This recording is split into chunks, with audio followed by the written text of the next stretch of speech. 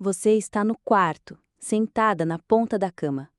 A luz do celular ilumina o rosto dele, mas ele não te vê. Ele está ali, fisicamente, mas a alma parece distante. Você sente que algo está errado, mas não sabe se perguntar vai piorar, então engole. Finge que não sente, mas sente, porque é nas pequenas ausências que a dor se acumula.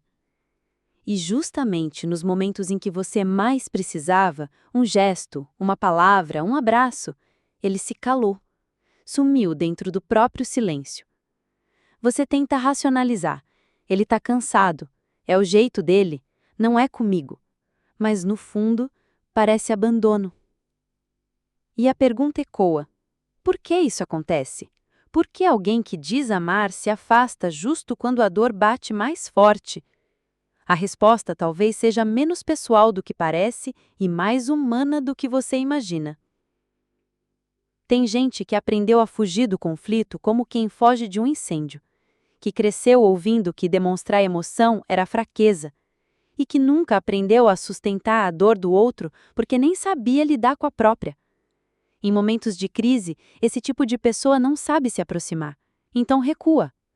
E talvez você ache que é desinteresse, mas às vezes é o oposto. É medo de não saber como ajudar, medo de dizer a coisa errada, medo de ser insuficiente. O problema é que enquanto ele se protege com o silêncio, você sente abandono. E aí, dois medos se chocam: o medo de errar e o medo de ser esquecida. A psicologia chama isso de estratégia de desengajamento emocional.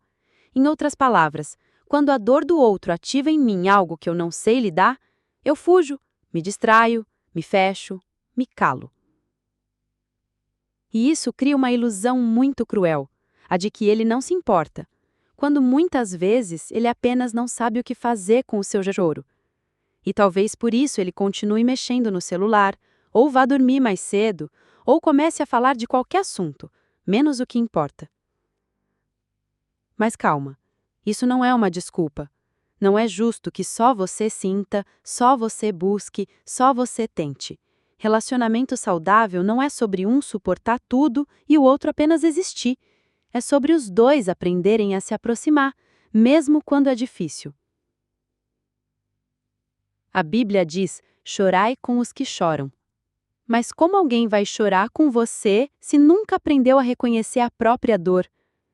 A verdade é que muitos homens foram ensinados a não sentir, e agora, adultos, carregam essa armadura até dentro da relação. Então, quando você mais precisa de presença, ele oferece ausência. Não porque não te ama, mas porque não sabe como lidar com a sua vulnerabilidade, talvez porque ninguém jamais lidou com a dele. E agora? Você precisa fingir que está tudo bem para ele não fugir? Precisa esconder sua dor para não ser cansativa? Não, mas precisa aprender a convidar, não a forçar. Porque o amor não se exige, se constrói. Você pode dizer: eu não quero uma resposta certa, só quero você do meu lado. Pode dizer: sei que você talvez não saiba o que fazer, mas está aqui já ajuda. Esse tipo de frase abre uma porta, em vez de pressionar por uma entrada. Isso não é se diminuir, é criar pontes, é permitir que o outro se aproxime no ritmo que consegue, sem abrir mão do que você sente, mas sem transformar seu pedido em cobrança. Relacionamentos maduros não são feitos de pessoas perfeitas, são feitos de pessoas dispostas a aprender juntas a estar presentes, mesmo quando é desconfortável. Tem uma ideia na psicologia cognitiva que diz: a forma como interpretamos a atitude do outro determina como reagimos. Ou seja, se você acredita que ele não se importa, sua resposta será de frieza. Mas se entende que talvez ele esteja travado emocionalmente, pode tentar um caminho diferente. E claro, isso exige reciprocidade. Você não é terapeuta do seu parceiro, nem responsável por curar traumas que não são seus, mas pode sim ser uma parceira que convida, que dialoga, que propõe novos jeitos, desde que isso não anule você. Sabe aquela ideia de homem que ama, cuida? Ela é bonita, mas incompleta, porque cuidar também é estar presente quando não tem solução. É aprender a ficar quando o outro está quebrado. É não sair correndo quando você chora. Então, se você sente que ele sempre se afasta quando você mais precisa, talvez seja a hora de uma conversa que não acuse, mas que revele. Não, você nunca está aqui quando eu preciso, mas quando você se cala, eu me sinto sozinha. A vulnerabilidade não é fraqueza, é linguagem. E a verdade é que muitos relacionamentos acabam não por falta de amor, mas por excesso de mal-entendidos. Um esperando algo que o outro nem sabia que precisava oferecer. Dê nome ao que você sente.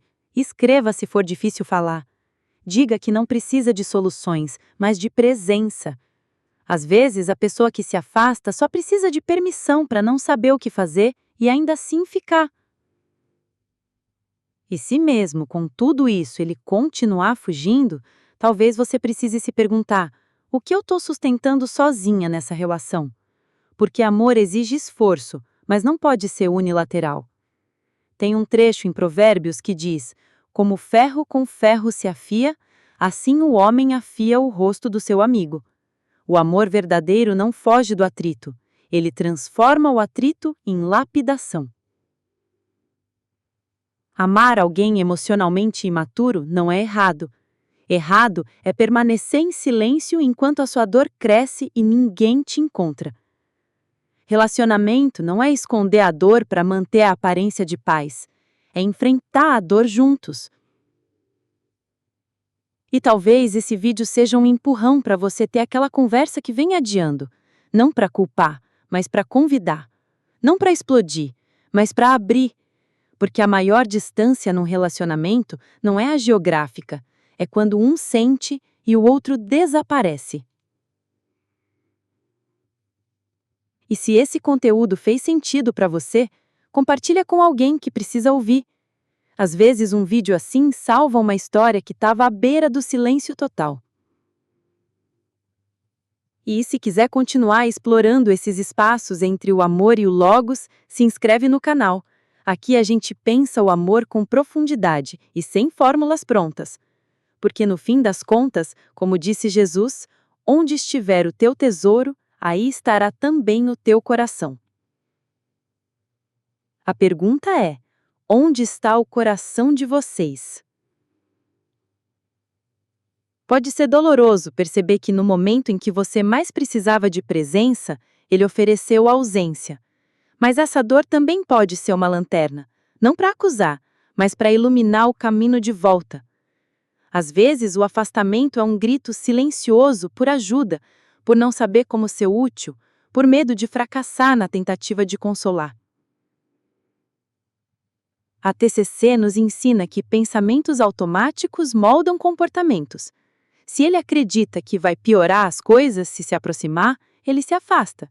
Se você acredita que ele não liga, você se fecha.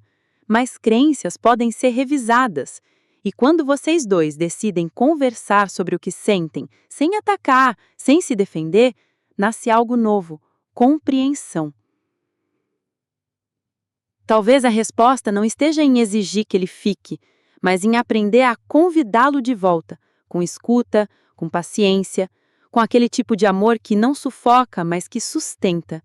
Como diz Eclesiastes 4, 9 e 10, melhores serem dois do que um, pois se um cair, o outro levanta. Mas isso só acontece se houver mãos estendidas, que as suas estejam.